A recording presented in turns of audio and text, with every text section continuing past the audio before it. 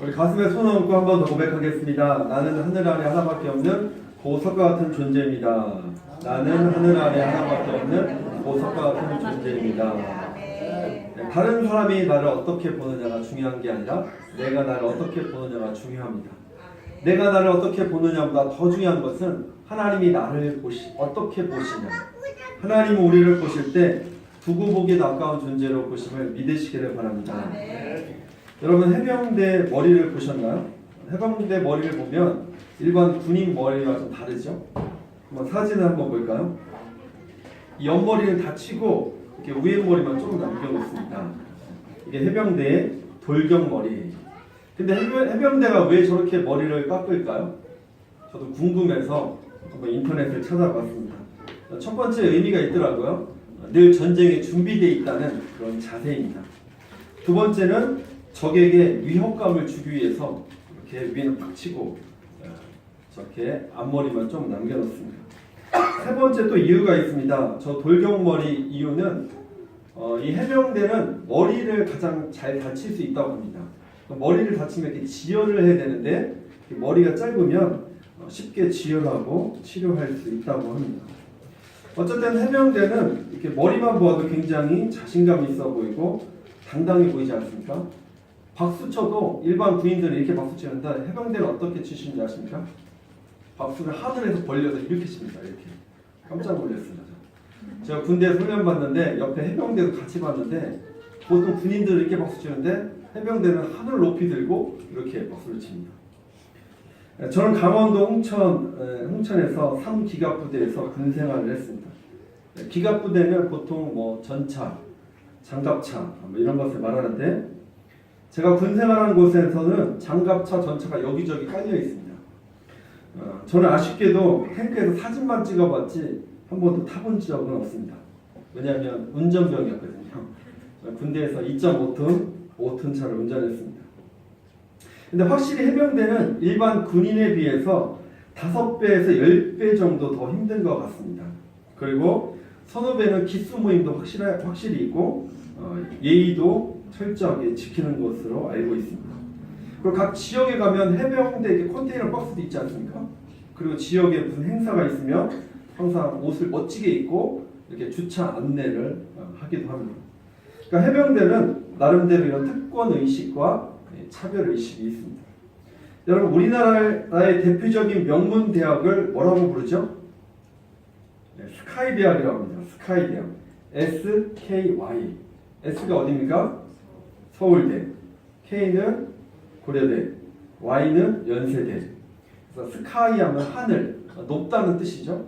그러니까 그것을 만든 거예요. 어느 사람이 스카이. 우리가 명문대 스카이. 높다. 이런 뜻을 가지고 있습니다. 우리는 잘 나가고 성공하고 높은 권력에 있는 사람을 무시할 필요는 없습니다. 그런데 이스라엘 백성에게도 특권 의식이 있습니다. 다르게 말하면 선민 의식. 무슨 뜻이냐면 하나님이 우리만 선택했다.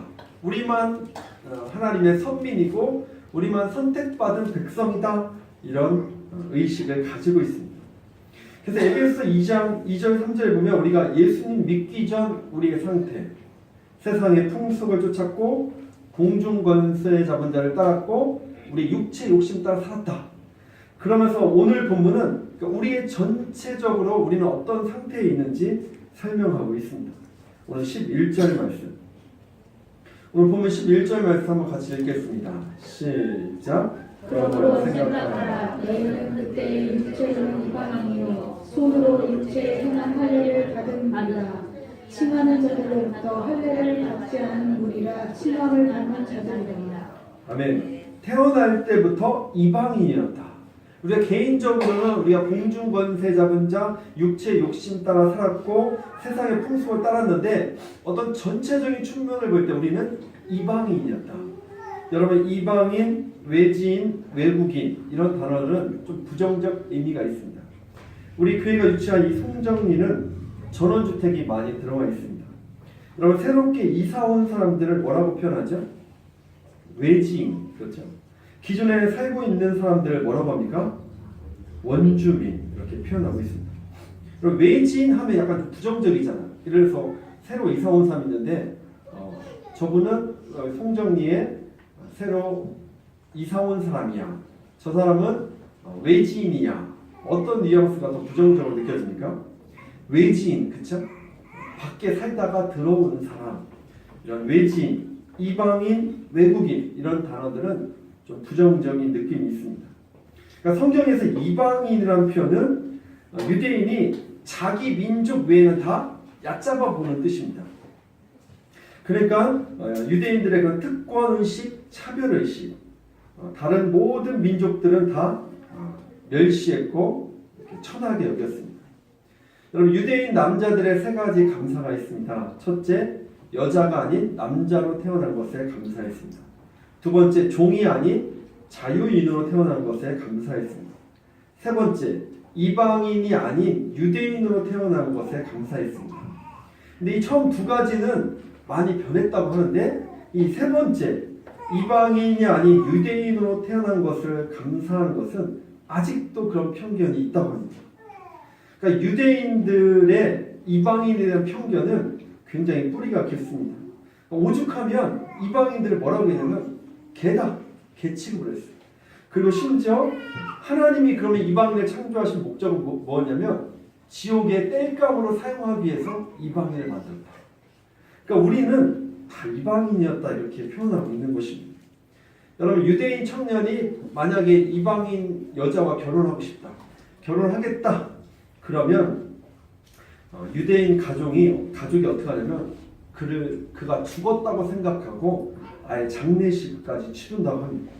그러니까 유대인들과 이방인들은 아예 하나 될 수 없고 아예 높은 담이 쳐져 있는 것입니다.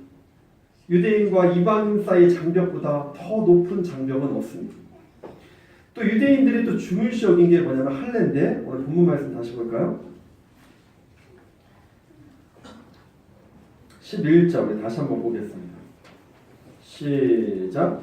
그러므로 생각하라. 너희는 그때 육체로는 이방이요 손으로 육체에 행한 할례를 받은 무리라 칭하는 자들로부터 할례를 받지 않은 무리라 칭함을 받는 자들이라. 네, 이 유대인들이 더 특별히 중요시 여긴 게 할례예요. 이 할례는 남성의 그 포경 수술, 표피를 자르는 것이죠. 이게 아브라함 때 하나님께서 약속의 백성과 언약을 맺으면서 그때부터 할례를 행했어요. 근데 할례를 하지 않은 백성은 다 이방인이죠. 그들을 무할례 다니다 할례를 행하지 않는 사람이다. 역시 무시하는 발언이었습니다. 진짜인지 모르지만 여러분, 조직세에 들어가면 이렇게 보통 이렇게 혈서를 쓴다고 하지 않습니까? 그냥 뭐 이렇게 도장을 찍으면 되지 왜 이렇게 피 갖다 혈서를 쓸까요? 혈서를 쓴다는 것은 그만큼 내가 이 조직에 몸을 담고 있겠다, 그런 뜻 아니겠습니까? 뭐 영화에 보면 또 이렇게 막 피를 내 갖고 이제 컵에다 따라 갖고 뭐 서로 이렇게 팔짱 껴 갖고 피를 또 마시는 장면도 나옵니다. 무슨 뜻입니까? 우리는 피로 맺은 의형제다, 뭐 이런 뜻 아닙니까? 만약에 당신이 배반하면 이 피를 볼 수 있다. 아마 이런 조직 세계에는 이런 의미가 담겨 있을 것입니다. 그러니까 유대인들이 할례를 행한 것도 굉장한 프라이드가 있는 거예요. 이 할례는 바로 하나님이 우리를 선택했다, 우리는 언약 백성이다, 이런 뜻을 가지고 있는 것입니다. 성경은 좀 더 구체적으로 이방인에 대해서 이렇게 설명하고 있는데 12절 말씀, 우리 12절도 한번 같이 한번 볼까요? 시작. 그때 너희는 그리스도 밖에 있었고 이스라엘 나라 밖에 살아나라. 약속의 언약들에 대하여 의인이요 세상에서 소망이 없고 하나님도 없는 자들이니. 좀 더 구체적으로 이방인은 첫 번째, 그리스도 밖에 있었다. 그리스도는 메시아, 구원자라는 뜻인데, 그리스도 밖에 있었다는 것은 바로 구원의 대상자가 아니었다. 두 번째, 이스라엘 나라 밖의 사람이다. 역시 선택된 민족이 아니다, 이방인들은. 세 번째, 언약에 대하여 외인들이다. 그렇죠? 언약 대상이 아니라는 것입니다.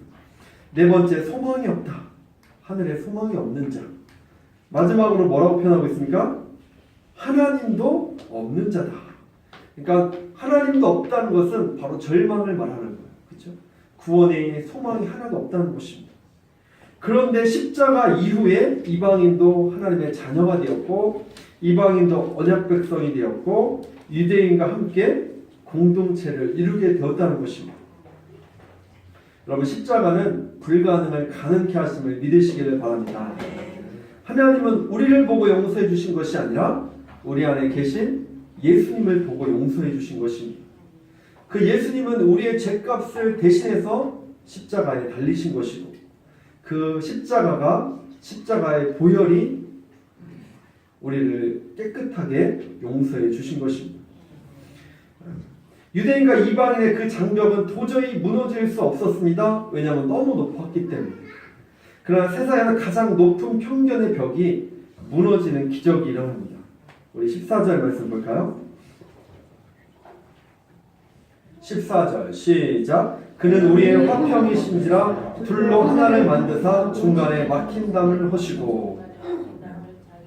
그러니까 유대인과 이방인들의 그 높은 장벽이 있는데 누가 무너뜨렸다고요? 예수님이 이 높은 장벽을 다 무너뜨리고 하나로 만들어 주셨다. 16절도 볼까요? 시작. 또 십자가로 이 둘을 한 몸으로 하나님과 화목하게 하려 하시니라. 원수된 것을 십자가로 소멸하시고. 하나님이 화목하게 해주셨다. 이 관계가 이어질 수 없는 관계를 하나님이 화목하게 해주셨다. 여기서 화목이라는 단어가 제가 헬라어 원문으로 찾아보니까 아포카탈라소, 완전히 화해시키다. 그러니까 유대인과 이방인들은 하나 될 수 없어요. 근데 하나님이 십자가로 하나로 만들어주신 것입니다. 골로새서 3장 11절. 거기에는 헬라인이나 유대인이나 할레파나 무할레파나 야만이나 스구다인이나 종이나 자유인이 차별이 있을 수 없나니 오직 그리스도는 만유시요 만유 안에 계시니라. 여러분 예수님 안에서는 차별이 없고 하나가 됨을 믿으시기를 바랍니다.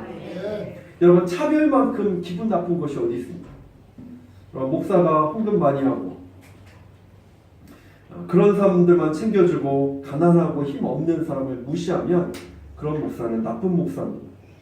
여러분 요즘 학교 선생님에게 촌지를 금지했죠. 그 이유가 무엇입니까? 선생님에게 선물하고 이렇게 촌지를 주면 그 준 학부형 아이들만 선생님이 챙겨주는 거예요. 그러니까 선생님이 아이들을 똑같이 공평하게 가르쳐야 되는데 누구만 특별하게 더 잘해주고 점수도 잘 주고 차별하는 거예요. 여러분 차별만큼 기분 나쁜 것은 없습니다. 이젠 유대인의 교회가 따로 없고 이방인의 교회가 따로 없다는 것. 이 둘을 하나님께서 하나로 만드셨다는 것입니다. 여러분 14절 말씀 다시 보면 그는 우리의 화평이신지라 둘로 하나를 만드사. 여기서 하나를 만들다. 이 하나는 바로 교회를 말하는 것입니다.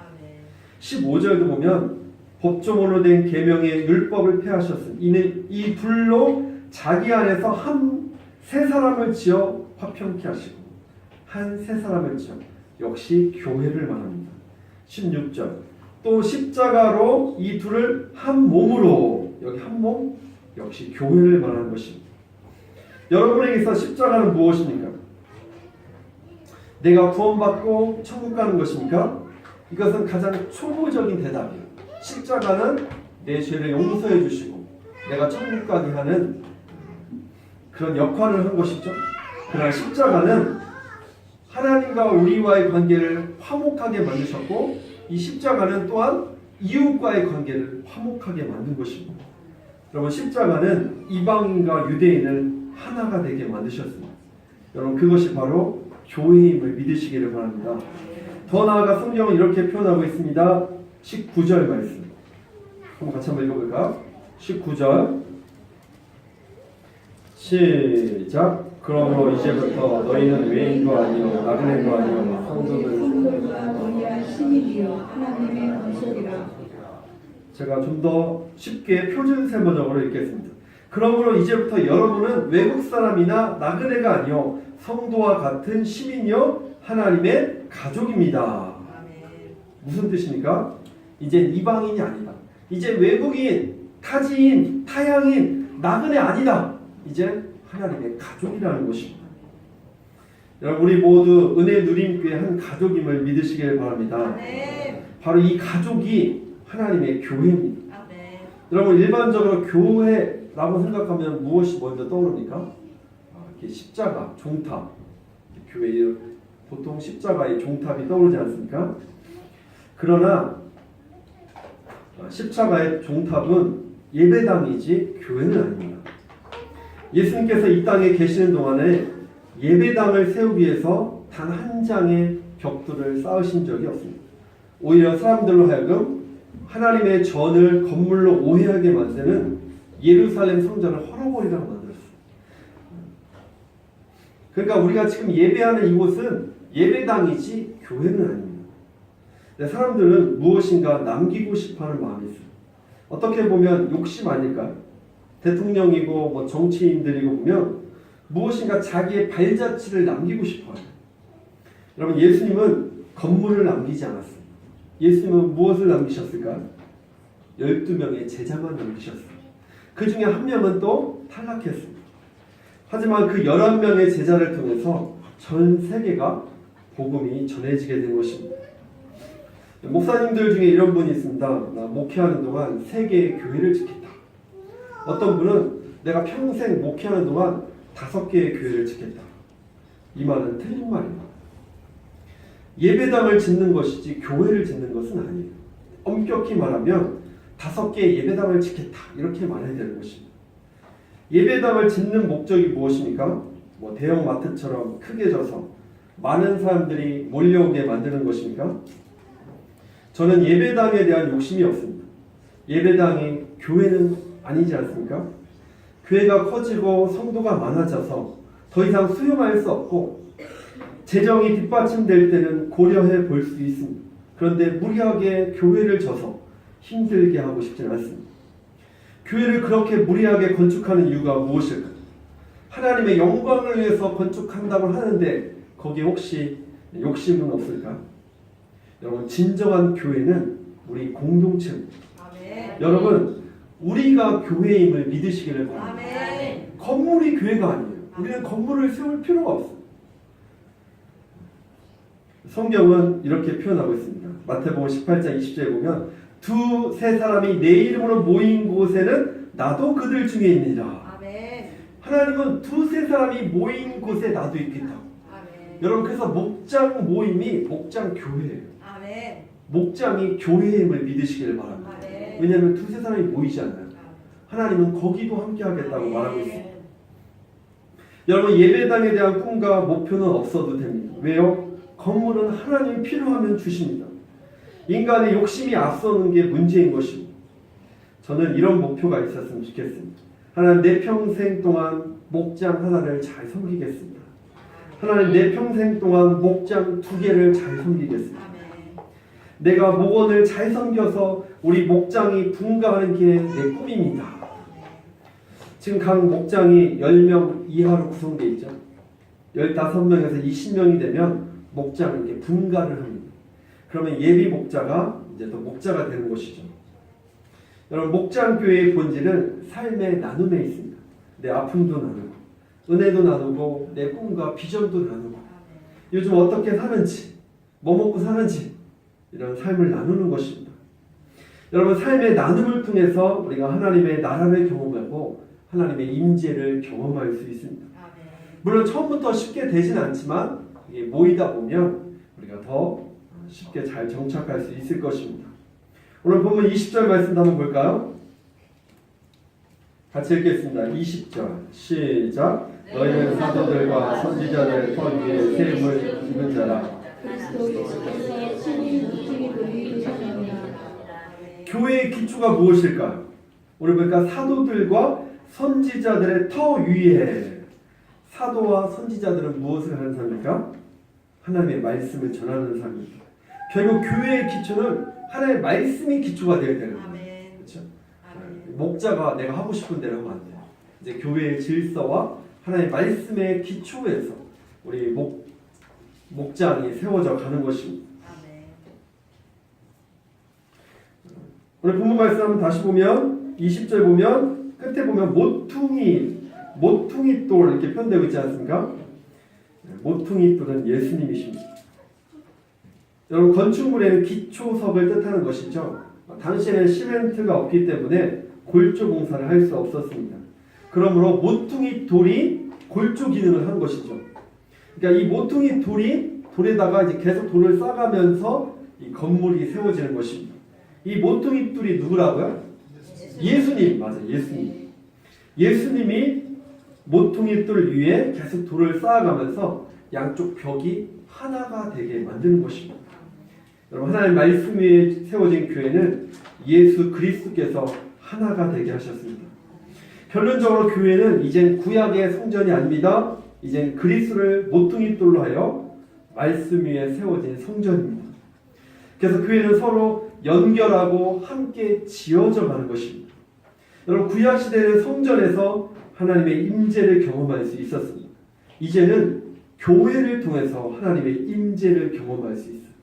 이제는 건물이 아닌 공동체를 통해서 하나님의 임재를 경험하는 것입니다. 21절 말씀 한번 다시 보겠습니다. 21절 시작. 교회 안에서 건물마다 서로 연결하여 서로 연결하여 밀접하게 연결시키다 이런 뜻을 가지고 있습니다. 여러분 목장이 건강할 때 교회가 건강한 교회가 되는 것입니다. 여러분 건강한 교회는 헌금 많이 나오는 교회가 아닙니다. 성도가 많은 교회가 건강한 교회가 아니에요. 건물이 큰 교회가 건강한 교회가 아니라는 것입니다. 목장이 잘 세워지는 교회가 바로 건강한 교회인 것입니다. 여러분 예수님에게는 두 개의 꿈이 있었습니다. 하나는 십자가를 지는 꿈, 또 하나는 교회를 세우는 꿈입니다. 우리 에베소 5장 25절 한번 중요하기 때문에 찾아보겠습니다. 에베소 5장 25절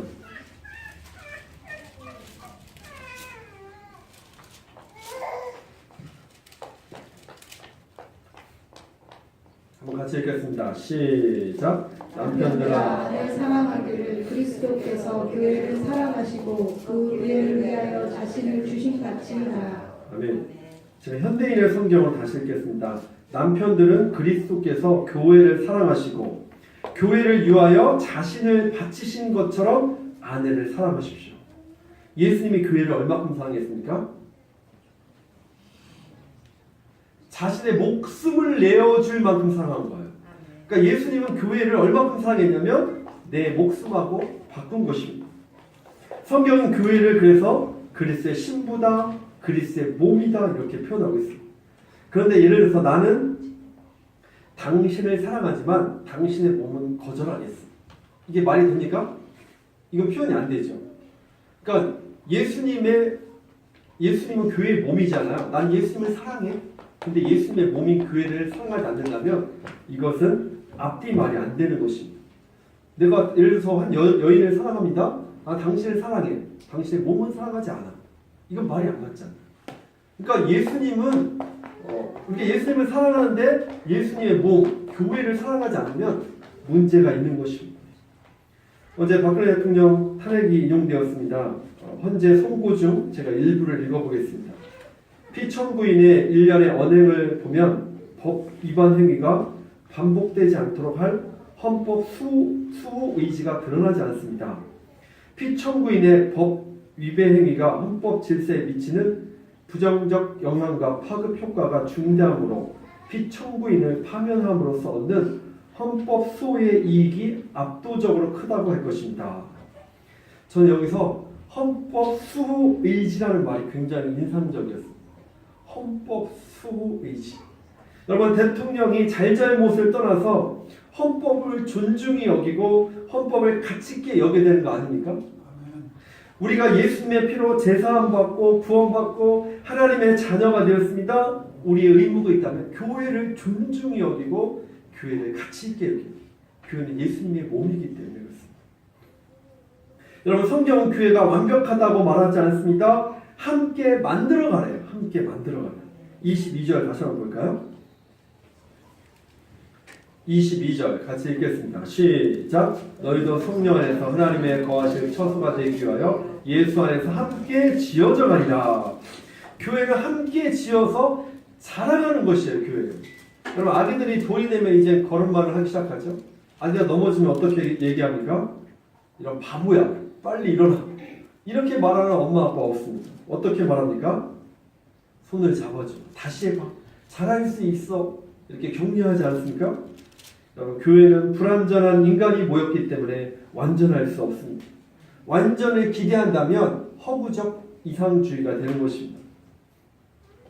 40이 조금 넘은 아들이 70이 넘은 어머니를 찾아와서 교회에 가기 싫다고 이렇게 이야기했습니다. 그러니까 이 엄마가 아들 보고 왜 가기 싫으냐고 물어봤더니 이 40이 넘은 아들이 세 가지 이유를 냈습니다. 첫 번째는 교회가 조그만한데 너무 썰렁하다는 거예요. 여기 한 명, 여기 너무 썰렁해서 교회 가기 싫다고. 두 번째는 교인들이 너무 불친절해서 교회 가기 싫다고. 세 번째는 장로님이 대표기도 너무 오래 하고 성가대가 찬양이 은혜가 안 돼서 안 간다고. 그랬더니 이 70대 넘은 어머니가 안 된다. 그래도 가야 된다. 그래서 세 가지 이유를 냈습니다. 첫 번째, 가지나 교회가 썰렁한데 너까지 안 가면 얼마나 썰렁하겠느냐. 그러니까 가야 된다. 이 두 번째는 교회는 사람 보고 가는 게 아니다. 주님 보고 가는 곳이니까 꼭 가야 된다. 그러면 세 번째 더 중요한 이유가 있습니다. 너가 꼭 가야 되는 이유가 있다. 너가 그 교회 담임 목사인데 너가 안 가면 어떻게 하겠느냐. 여러분, 담임 목사 신정으로 예배에 출석하시고 하나님 앞에 예배드리시길 축복합니다. 여러분, 교회는 병원과 같습니다. 좋은 병원은 언제나 많은 환자들이 몰려와 치료를 경험합니다. 교회는 흠이 있습니다. 부족함이 있습니다. 상처가 있습니다. 그럼에도 불구하고 하나님의 교회입니다. 왜요? 교회의 머리가 예수 그리스도이기 때문에 그렇습니다. 교회가 갈기갈기 찢겨진 것처럼 보입니다. 그럼에도 불구하고 세상의 모든 지상교회는 하나입니다. 왜요? 하나가 되게 하신 성령님이 계시기 때문에 그렇습니다. 교회가 아무리 연약하게 보여도 영광스러운 교회예요. 왜요? 영광스러운 주님이 계시기 때문에 그렇습니다. 여러분, 교회만 생각하면 흥분되고 하나님이 어떻게 일하실지 기대가 되십니까? 아유, 목사님, 나 하나도 다닐까 말까 하는데 무슨 기대입니까? 이러신 분은 없겠죠. 여러분, 기억하십시오. 너도 환자, 나도 환자. 병원에서 안대하고 나오는 사람이 다리 부러진 사람 보고 여러분 절대 비웃지 않습니다. 여러분, 팔 부러진 사람이 맹장 수술한 사람 보고 비난하지 않습니다. 여러분, 서로 용납하는 것이 병원입니다. 아멘. 여러분, 그것이 바로 교회입니다. 아멘. 우리가 원하든 원치 않든 우리는 그리스도의 피로 가까워진 사람들입니다. 성경은 교회를 향하여 하나님의 가족이다. 가족은 피가 같아야 되잖아요.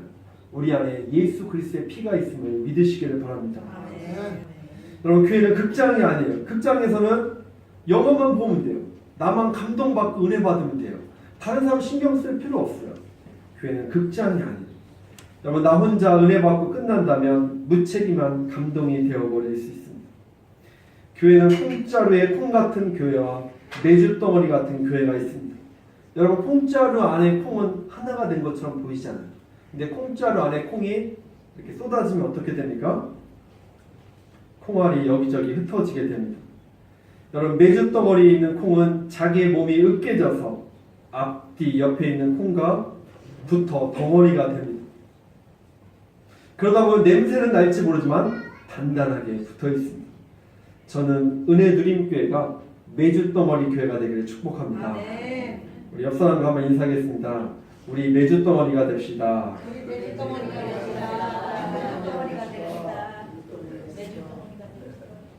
여러분, 메주덩어리 같은 교회는 그냥 된 것이 아니라 콩알이 깨져야 돼요. 아멘. 깨지지 않으면 하나가 될 수 없습니다. 아멘. 여러분, 누군가가 깨져야 되는데 교회는 누가 깨져야 될까요? 교회는 목사가 깨지면 됩니다. 교회는 목자가 깨지면 됩니다. 아니, 우리 모두가 깨져야 되고 누군가 손해봐야 되고 누군가 양보하고 누군가 희생할 때 메주덩어리 교회가 될 수 있습니다. 아멘. 예전에 시집가면 이런 말이 있습니다. 그 집에 귀신이 되어야 된다. 시집가면 장님 3년, 눈봉사 3년, 귀머거리 3년. 뭐 요즘은 그렇지 않죠. 요즘은 뭐 시어머니가 오히려 눈치 보고 사는 세상이죠. 근데 예전에 이런 말이 나왔다는 것은 그만큼 이 시집살이가 힘들었다는 거죠. 장님 3년, 귀머거리 3년, 포머리 3년. 그만큼 참으라. 9년 동안 참고 참으라는 것. 힘들어도 말하고 싶어도 참고 뛰쳐나오고 싶어도 참고. 여러분 그렇게 참고 참다가 어느 날 친정에 집에 가면 어떨까? 친정 어머니를 만나면 그 아픔과 상처를 다 쏟아냅니다. 그러니 친정 엄마가 뭐라고 말할까? 힘들었지. 내가 안다. 많이 힘들었겠구나. 그래도 너가 대견하다. 잘 참았구나. 그러면서 펑펑 울음을 터뜨립니다. 친정 엄마는 딸을 안아주고 토닥토닥 두들겨줍니다. 그러면 그 상처가 눈 녹듯이 다 녹아내려지는 것입니다. 친정 엄마는 비난하거나 평가하지 않습니다. 분석하거나 따지지 않습니다. 그냥 있는 모습 그대로 다 받아주면서 그래 네가 힘들었구나. 어떻게 그게 가능할까요? 어미의 마음이 있기 때문에 그렇습니다. 애비의 마음이 있기 때문에 그렇습니다. 내가 어미의 마음을 가질 때, 내가 애비의 마음을 가질 때, 여러분의 목장은, 우리의 교회는 하나님의 나라를 경험하고 하나님의 임재를 경험할 수 있는 것입니다. 평가하고 판단하고 비난하고 분석하기. 여러분 그러면 교회는 건강할 수 없어요. 애비의 마음, 어미의 마음. 여러분 그 마음으로 우리 교회는 여러분의 목장은 하나 될 수 있음을 믿으시기를 바랍니다.